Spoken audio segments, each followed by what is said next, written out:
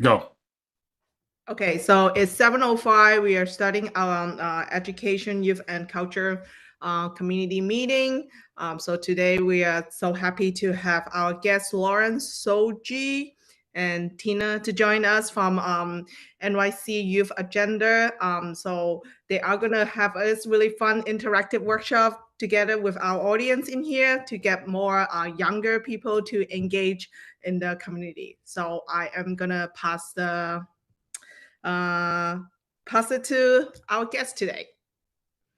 Thank you so much. Thank you so much for having us. I think we can just start off by introducing ourselves and then I'll share my screen and we have a little slideshow. But my name is Sonia. I'm a junior in high school at Brooklyn Technical High School and I'm 16 years old. And I'm part of Y Vote and the NYC Youth Agenda. And I'll pass it to Tina. Hi, my name's Tina. I'm also a junior at Brooklyn Millennium High School, and I'm also part of the youth agenda. Sorry, I'm just glitching today. I'll pass it to Lauren. Hi, I'm Lauren. I work with the Intergenerational Change Initiative, and I'm a sophomore at Hunter College. I guess we're gonna introduce ourselves too. So my name is Chen Chen. I'm the what do you call that? Co-lead? Co-chair. Co-chair. Co-chair, yes, sorry, co-chair of the community. And we have our member here. I'll pass it to Cindy. Hi, my name is Cynthia Rodriguez. I'm a member of the committee and Community Board 11. Thank you. Hello, my name is Malcolm Gray. I am a member of the committee and Community Board 11.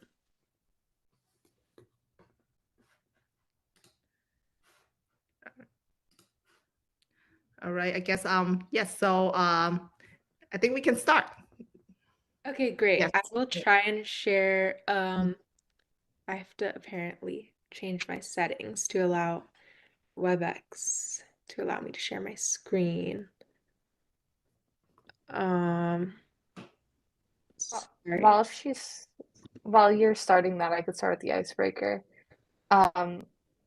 So our first icebreaker question is, what percentage of community board members would you guess are under the age of 25 in New York City? Percent? What was your response? 3%.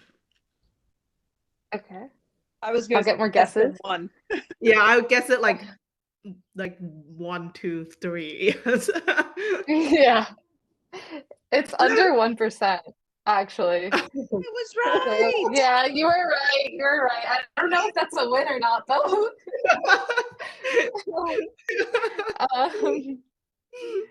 But Wow. okay, so yeah, yeah, it's a shocking number.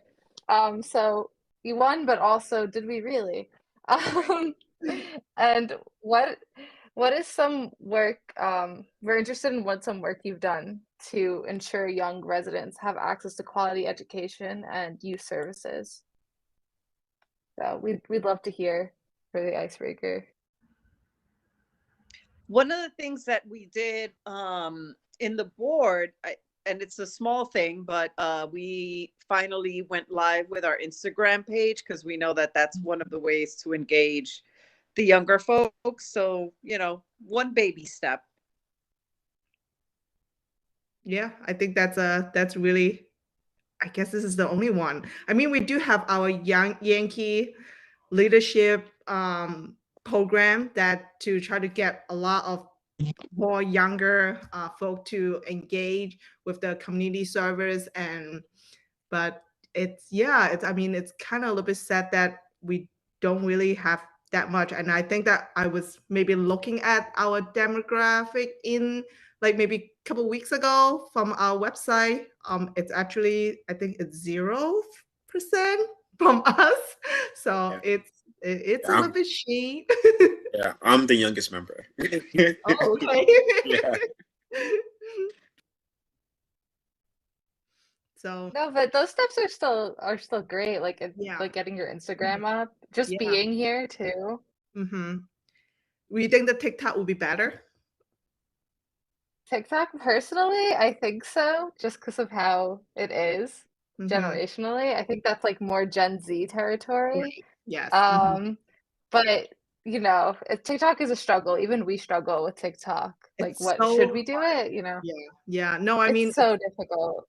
yeah, the content, it's hard to like grab people attention with a couple seconds, like people just scrolling really quick. But yeah, I mean, it definitely take more time to, create TikTok content instead of like just, posting stuff in Instagram. But I mean, we try. Yeah, I think we will try. Let's hope. Yeah. No, that's awesome. I'd actually love to hear more about the Yankee program.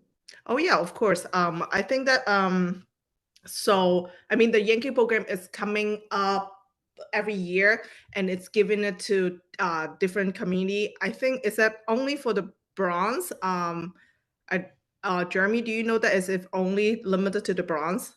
Yeah, so the Yankee scholarship is limited to the Bronx. Yeah. It actually is. It's a program that the city, not the city, but like our community boards and local Bronx, and also the Yankee Stadium. We pretty much coordinate to give out scholarships to those students who are active in the community service within their districts. Mm-hmm. I believe the scholarship is about $500. So you apply generally around this time, Yeah. and then we review the applications and we pick out the awardees for the scholarships. Yeah. And then generally they also like once you're picked, they go to like a ceremony that's done at the Yankee Stadium, where we present the awardees with the awards. Yeah. In the honor. Mm-hmm. And I think that tomorrow is where we're gonna give the award in the Yankee Stadium. Hopefully the air will be good. The game is not gonna cancel because the game was canceled today. Yeah. Mm-hmm. But yeah, but I think it's a great program, great way to getting more younger and especially student to engage to our community. Yep. Mm-hmm. Yeah, that's really awesome. I'm excited for you for tomorrow. Yes. Yep. Mm-hmm. I just want to do a quick check-in. Sonia, Yeah, so I am not able to screen share on WebEx according to my computer's settings, apparently. So I'm not sure if either of my other co-presenters would be able to share screen, but if not, I think we can move on without our slides if Tina, if you feel Or comfortable. could Chanchan or Jeremy share? I put the link in the chat if any of you might be able to share the screen for us. Okay. I actually. There it is. There it Okay. is. Oh, perfect. Mm-hmm. Okay, and then you can move on to the next slide. And I'll hand it to Lauren again. okay, great. So for our next question, what is an issue that connects you to young people? What's an issues? I don't know how much that the younger people wanted to be engaged to the community. I don't know. I'm not like trying to like, say like, cause I think that like for the age, like I mean, I was a teenager before, I was younger before. I was like, I wanted to like go have fun with my friend and stuff like that. And I don't think that I'm getting enough like information that from the community that like, oh, I can join or, be more engaged of that. So I think that it's like maybe lack of advertising from us, and then for us like you don't get that, and so that's what I think that maybe that's the issues that connecting. But yeah. Well, I'll say for me, an issue one would be more inclusivity, be more inclusive, and also development. I do think that when it comes to like developing cities and coming up with initiatives, different programs, that we don't really engage our younger residents as to what they'll like to see, especially when they're the ones that are going to inherit all of this one day. So definitely development, definitely, possible job creations, and shaping what the city could look like in the future through your eyes. As a parent of a soon-to-be 17-year-old, I know that issues around peer relationships, sexuality, identity Those are big things that, that I connect with my kid over. But in general, I think that any issue that affects me, health, food, shelter, clothing, anything that affects me affects the younger generation. It's just a matter of trying to figure out how to bridge the divide in terms of how we approach it and kind of tackle them on together. Yeah, I completely second everything said. I think the development part is especially interesting because we do at Intergenerational Change Initiative, we actually do like a lot of research asking young people if they feel that New York City is a place for them in the future. And it's like a vast majority of people are saying, or young people say, that, or maybe not a vast majority, but a certain percentage says that they don't feel that it is due to gentrification and other barriers. And I just think it's really interesting that both were brought up in that way. I think the next person to pass to is Tina. Oh, yes, that's me. All right, if you can please click onto the next slide. We're gonna start off with another question because we really appreciate you sharing kind of your thoughts and the things that we've just done. But I guess we want to ask to see, why do you think that young people make up such a small percentage of community board members? Chansha mentions like, oh, maybe there's not enough outreach, but what are some other kind of barriers that guys can think of? Like once the outreach is done, like what would draw or what kind of prevents young people from like becoming like a community board member, or what would draw them in? Well, from my perspective, I definitely think it's the stigma. I mean, I definitely know that, when I was a teenager, there was a lot of resistance towards wanting to be, really politically involved, not wanting to be involved because we didn't feel like, the people who were involved in these institutions really understood us, or were willing to listen to our voices. Um, and as Sunshine said, to our voices. Um, and as Sunshine said before, outreach. The outreach isn't really there, and community boards aren't really tailored to target the younger demographic. It's really tailored to target a certain demographic. Mhm. Yeah, I think that what Malcolm is saying, that I think is completely true. Definitely just that disengagement with the younger audience. Yeah. I think a lot of it also has to do with not really understanding a lot about the process and just civics in general, how civics work in our society.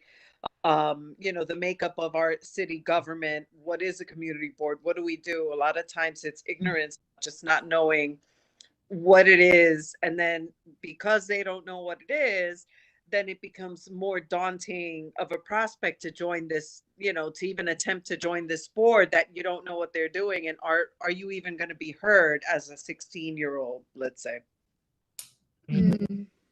That's all very interesting because I guess I'm just thinking about it from like the perspective of like, why is there that stigma, or why is there kind of like that ignorance because of how civics is not really a priority in our school, so we don't learn about how to engage civically. And if you can click the slide, please. I guess these are some of the other kind of barriers that we were like thinking about as young people who want to engage with community boards. For example, sometimes meeting times are inaccessible, whether that's because it's during the school day or that might be in the evening, and we know that young people is juggling school and extracurriculars and all of those things, so that might make it hard for them to make some things. But I guess for the young people who are really interested in engaging too, oh, my computer is making weird stuff, but is really important. And you guys also talked about how like kind of like not having that information to like be able to like join the community boards. I guess it seems like there's a difference between like becoming a board member as opposed to like just joining in the meetings every once in a while. I guess that's something I'm just thinking about. Like to be a board member, I guess it's difficult because there's only one time frame in the year, so you miss the application. But I guess yeah. And then also isolation on the board. But from what it seems like at this like group, it seems like you guys are very warm, and you guys are like very like interactive with us also. Like it makes it seem like young people, if you do get it up from zero, and I think it'll be really amazing. And just like hearing that you guys are taking the first steps of doing like the Instagram outreach, that's something. Glad to hear that.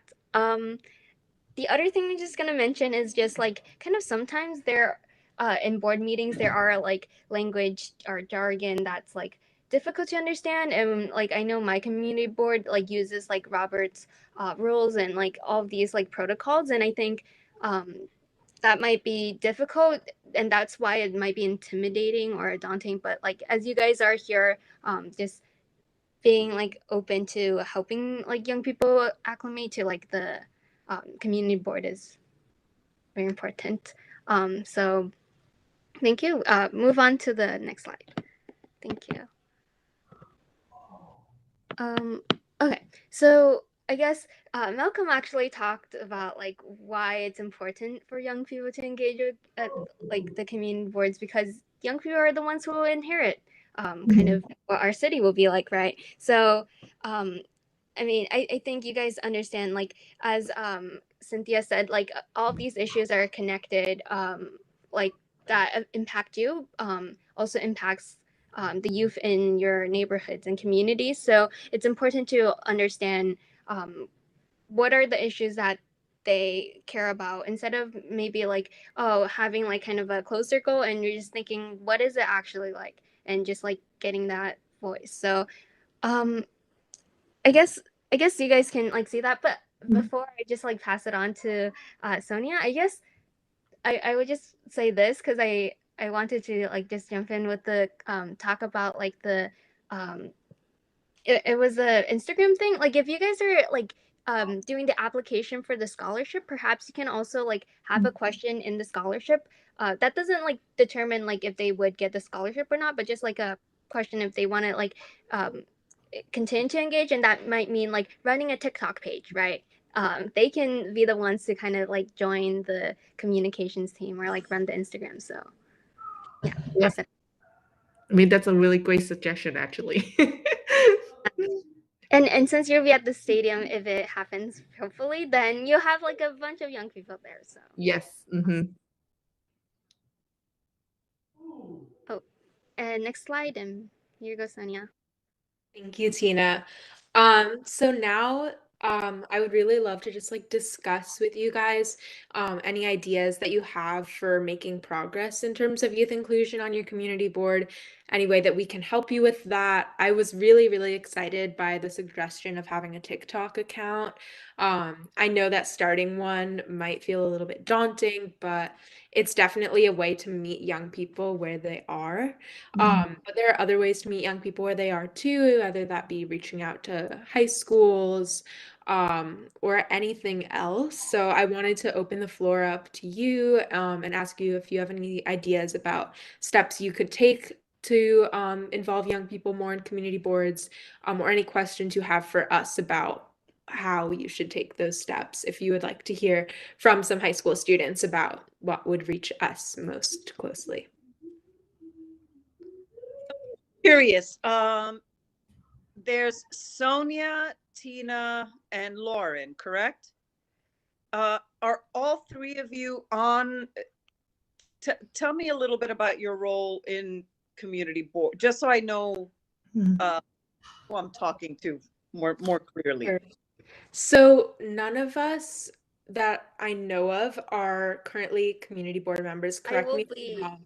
over the Oh, summer. I've been appointed for this new term, so yes. yes, I forgot about that. Tina will be a community board member, but we're part of the NYC Youth Agenda, and we're in the community boards working group. So for the past few months, Since around September, we've been working on the issue of community boards and meeting with different community boards to talk to them about youth inclusion. So although none of us are on community boards yet, and Tina will be, we have spent a lot of time thinking about this issue and about youth inclusion and youth access when it comes to community boards. Okay, so I mean, I think that a good place to start would be in a committee like ours, in terms of, you know, maybe let's say for the next application period, kind of doing a little more aggressive outreach with the youth in the schools, or trying to figure out where, you know, the different community organizations or whatever, where we can kind of put the word out some more. Because I'll be honest, I've been on this board since September, so, you know, shy of a year. And you know, I've seen things floating around about community board membership for a younger demographic, but I didn't really know what that meant and how that translates into actual practice. So, I mean, I look forward to hearing Tina's experience Mhm. on the board moving forward. But, you know, it's a matter of kind of education and putting the word out there to start. And so make me piggyback, Cindy. Tina, how did you know about it? Like, so it's like from your point of view, because you joined the board, like, how Yeah. did you know about this? Actually, it was through an Instagram post that like kind of explains what a Oh. community board does, and then like they had like a link to the application like right before it. So I just wanted to did it got pointed, but that was a youth organization. So I'd say, as Cynthia mentioned, like to reach out to the schools and also other like local organizations that work with young people. I think that is the way that you'll probably get young people to like even hear about what you guys do. The other thing, I guess, because I haven't like started officially yet. I'm just wondering, like, because I've watched like the meetings for my community boards on their like Facebook or whatever, but like it just seems like I mean those are the community board duties, but I'm also wondering, like, you as like the education youth service like committee, like maybe you can even work with young people to like organize an event that might be able to like at least like get them to see like they can like contribute in a way if they're like helping organize an event. Like that could be like a pair block party. Like you can have like, I don't know, little raffles. I don't think we get a budget for like community boards. A little bit, but yeah, just like different things, and even like different orgs can pitch in. And also, I think that also reach out to like library. I think libraries are really great resources too, because they have teen program and stuff like that. And I think it will be good idea. And when you mentioned about you actually got recruited from IG, and I think that was like it's pretty amazing that that happened. Thank you all so much for sharing. I acknowledge that we're getting to the end of our allotted time, so we could move to the next slide and wrap up. Okay, so I'm gonna put a survey in the chat. I think we'll try and make sure this gets emailed out to all of you as well. But this is just an opportunity to give feedback to us and also to stay in touch with us in the future. We're really excited about all the ideas you have to include young people in your community board, and we'd be happy to answer questions or work with you on those efforts in the future. So we would love if you would fill out that form, and we would love to keep in touch. And thank you so much for your time and participation this evening. Thank you so much. That's Thank all that you. we have. But thank you all so much. Thank you all so much, and good luck, Tina. Thank you and good luck. Thank you. Good luck. Get more young people. Glad to see it. So thank you. Yes. Mm-hmm. Just post it on how it goes, please. Okay, Yeah. yes, I will keep you posted. Also, the other cool thing, just talk about in the next 10 seconds, is actually from that same Instagram page. It's called the Youth Civic Initiative, I believe. And they also have like a post of another young person who's in a community board from the Bronx, and they got like a skater park in their like neighborhood. That's what they like advocated for. So I guess like maybe just like share the word about like what young people, the less than 1% are doing, and I guess like that might help see like, oh, you can affect your community in that way. So I'll keep you posted. Oh, can you send me that Instagram handle Yeah. so I Yep, can? Sanda sent it. Thank you. Perfect. Thank you. So yeah, maybe we can put that in there and then say, hey, we're recruiting for our community. Join us, you know. Great. Thank you so much. Have a great night. Thank you. Yeah. Good night. Thank you. Good night. So wait, let me pull out the agenda. So that's a very great workshop. Let me pull out our agenda. So I think next we have a Gary session. Jeremy, do we have any Gary speaker today? I just want to correct, this is Robert Press. I just want to correct what was said about the skate park and Community Board 8. That was done by the Parks Committee, not the youth. Okay, the Park Committee reached out and had a public hearing and heard from everybody. And the skate park was on the agenda to be put in there. That was years ago, even when I was on the park, on CB8, we mentioned the skate park. Okay, I was on the Parks Committee of CB8. Thank you. Wait, which park is that? I think I kind of know that skate park thing. I Van think Cortlandt Park. yeah. Well, okay. I know what you're talking about. That skate park. Okay, thank you. Mm-hmm. Yep. Efrain has his hand up. Hello, everyone. I want to just let everyone know, I did see about 30 years ago, Mm-hmm. there were youth on Community Board 9 that were in the committee. They actually, in that community board, they actually voted for programs for youth. And it's something that I think that can be done, even if it's just a committee where, you know, just for engagement for students that, you know, are involved and they want to get involved in student government.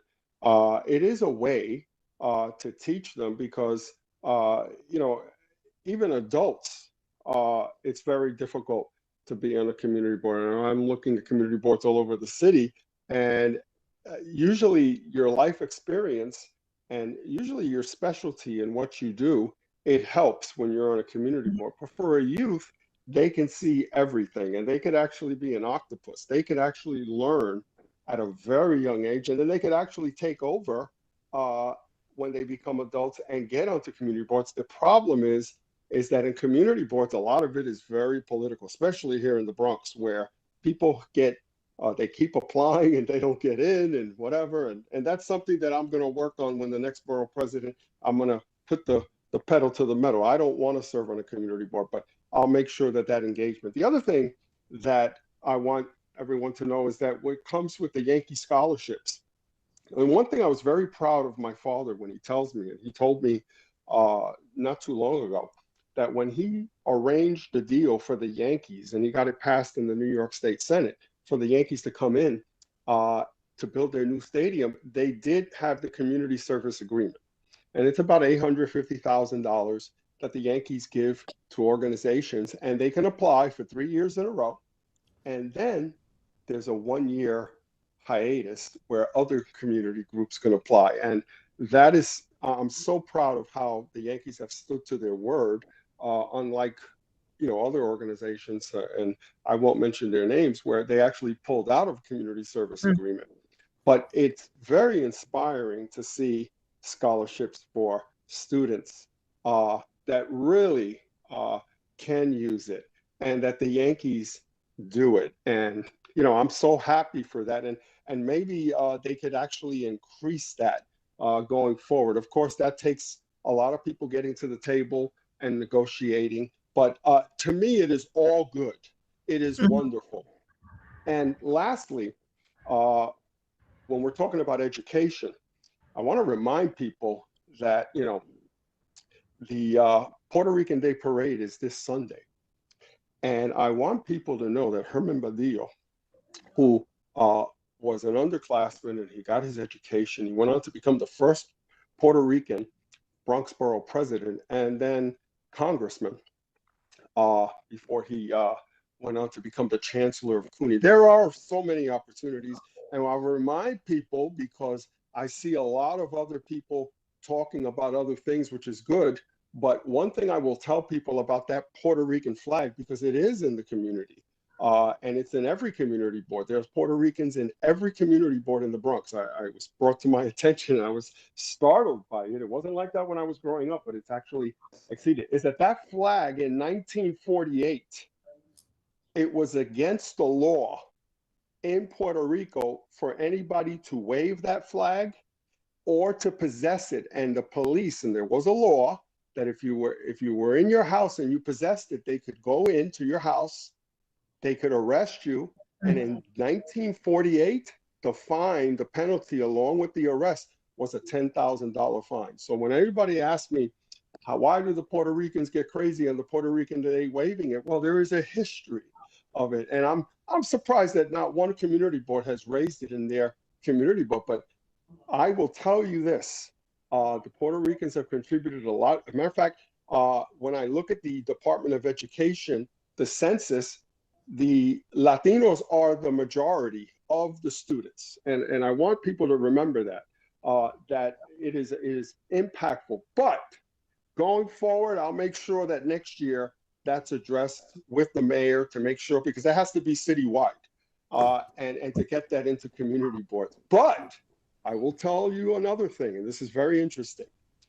In Stonewall, with the LGBT flag we have today, and when they had that uprising, when the police were beating the people who were LGBT, we didn't say that back then, but they were harassed, they were beaten, and one of them was Puerto Rican who led that movement. And I was so proud to hear of all the success that they've done.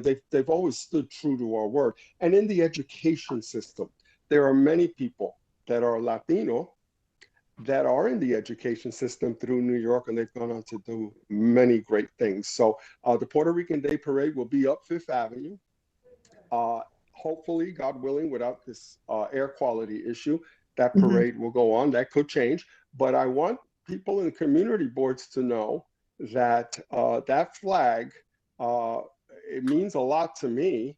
And as a veteran, I learned that even though they were with the threat of arrest, the 65th Infantry, the Puerto Ricans, waved that flag in World War II. And eventually that law was abolished in Puerto Rico, and the Puerto Ricans came. And it's something that I want people, because I don't even think a lot of people that are Latino understand that, because they're not teaching that in the schools. So that's all I have to say. And I hope everybody has a wonderful weekend. Thank you so much. And actually, to add what you said, Efrain, it was because of that we have the Puerto Rican Day Parade now, because we were waving the flag proudly after that law was abolished. And also, a lot of the things that are being done on this board now are firsts, so there's a lot of seeds being planted, and I think that going forward, this board would be happy to see more collaboration within our community to give acknowledgement and recognition to all of the different communities and diversities that is here, because we are New York, and we are a melting pot, and we should represent that no matter where we go. Well said. Well said. Yep, absolutely. All right. Well, thank you. And I don't think, do we have more gallery speaker? I'm sorry that I didn't time the time. I just think that maybe this is more like an open end, but I think we're all good, right? It's fine. It's a group today. Yeah. I think you go to, is it old business, new business, and old business, something like that? Yes, old business. I think that the one old business that I want to actually discuss is about the Yankee scholarship again. So I remember that Malcolm, that you were suggesting that to have like kind of like a workshop to kind of go over like what's the criteria, how do you what do you do, and then how to write a resume, or to kind of get more like clarification for the applicant. I think that it's a really, really good idea, and I think that we should really pursue it, and especially like during the summertime, I think it's a good time that for the student to do like community work and stuff like that. So maybe something that we can put together in our education meeting to have like a quick workshop to go over that. So I mean, what do you guys think? Well, that's gonna be hard. Because this is the last month. Not the last month, but after this month we do go on break. I'm not too sure what's the rules around us meeting outside of that. But I know that any meeting that we do has to be public. So maybe what we can do is that we could plan it and advertise it and plan it and market it throughout the summertime. So when we come back to September, you can start that off as our first meeting. And then at the same time, we'll launch out the application and then launch out the application and have all of our applicants in by October, so we can immediately just start, send our applicants over to the Yankees. Yeah, vote on them, send vote to Yankees. Yeah. So I think that's great. Do you think that we can make a motion on this to host a workshop, or is there something that you can? I don't think we have to make a motion post workshop. I think that we can just plan as a regular meeting for ourselves. Sure. Perfect. All right. So, any new business?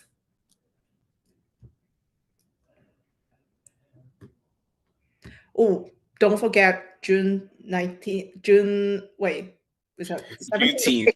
Yes. June 18th. The 17th, right? It's the 17th. Okay, 18th, the Sunday that we're gonna have the event. Yes. So, I'll send an email out to our entire committee, so you have the flyer and stuff like that. Perfect. But a lot of things are going on. It's really fun. Like Father's Day.